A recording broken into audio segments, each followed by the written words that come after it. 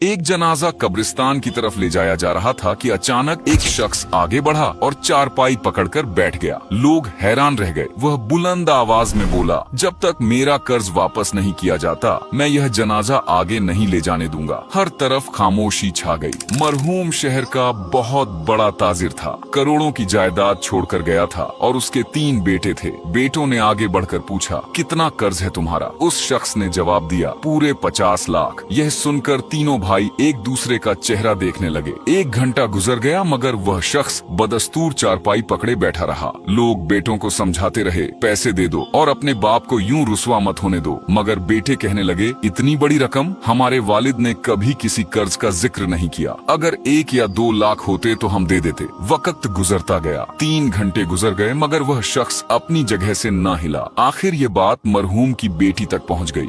जब उसने सुना कि उसके वालिद का जनाजा रुका हुआ है तो वह जोर जोर से रोने लगी।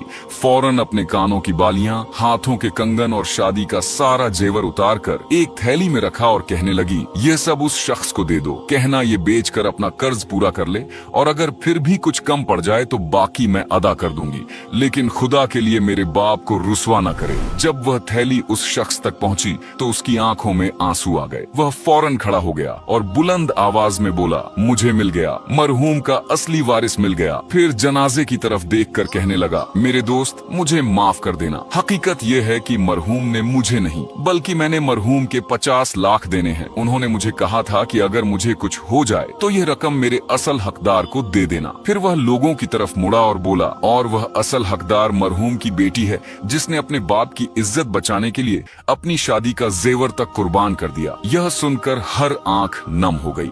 बेटियां अल्लाह की रहमत होती हैं।